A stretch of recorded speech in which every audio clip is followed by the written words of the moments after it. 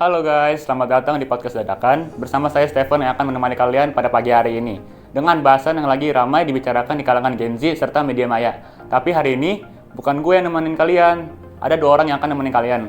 Langsung aja, let's go! Halo semuanya, Nama gue Scarlett. nama gue Revina. Oke, hari ini kita bakalan bahas yang lagi menarik nih. Apalagi kan sekarang itu lagi musim pemilu nih. Betul banget. Oke, kalau gitu kita langsung bahas aja ke pembahasan yang pertama. Oke, menurut lo pribadi gimana sih tentang musim pemilu di tahun ini tuh? Menurut gue tuh tahun pemilu tahun ini cukup kontroversi ya, karena katanya nih Prabowo itu lebih ngincar Gen Z. Kebetulan juga karena cawapresnya itu generasi muda, jadi mereka lebih ngincar para generasi muda selanjutnya. Nah, pas debat cawapres kemarin juga Gibran paling disorotin kalau katanya Gibran ini bakal lanjutin hilirisasi. Nah, bukan hanya di sektor tambang, tapi juga pertanian, perikanan, dan digital. Nah, katanya nih kalau misalnya mereka kepilih bakalan tersedia sekitar 19 juta lapangan pekerjaan. Banyak banget tuh. Terus juga Gibran meyakini kalau Indonesia itu bisa jadi raja hijau dunia yang mencakupi biodiesel, bioafter dari sawit, sama bioetanol. Wah, banyak juga ya gagasan dari Gibran. Oke, sekarang kita langsung aja play videonya nih. Stay tune guys! Cawapres nomor urut 2 Gibran Rakabuming Raka dinilai tampil gemilang dalam debat khusus Cawapres pada Jumat 22 Desember 2023. Hal itu berdasarkan data yang dipaparkan Lembaga Survei Indikator Politik Indonesia sebanyak 56,2% responden menilai unggul signifikan atas dua cawapres lainnya.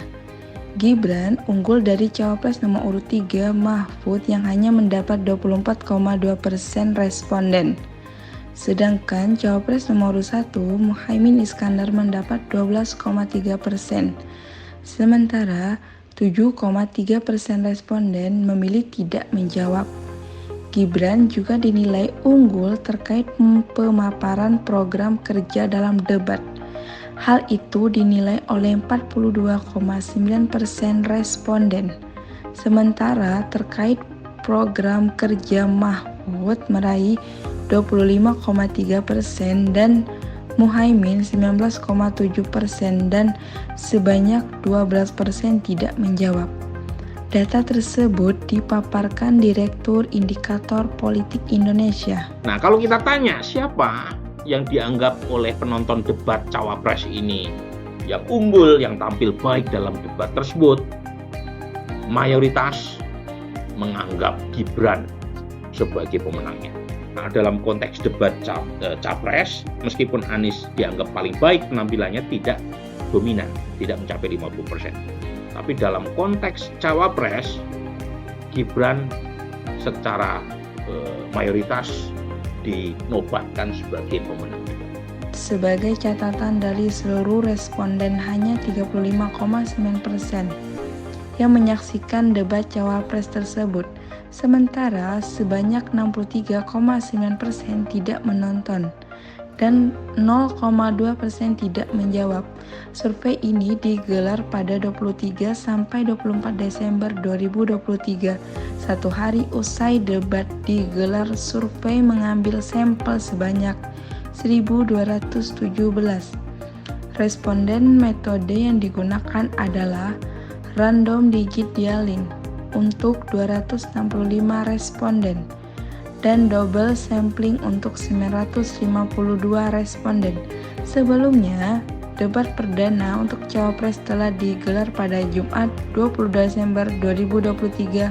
Tema yang diangkat dalam debat itu adalah ekonomi, keuangan, pajak, dan tata kelola APBN, APBD, investasi hingga perdagangan. Oke, segitu aja pembahasan kita hari ini. Gimana tadi pembahasan dari dua teman gue tadi? Kasih buat yang udah mau nonton acara kita. Jangan lupa nonton visual kita selanjutnya ya, yang menarik. Bersama saya Stefan pamit undur diri. See you guys.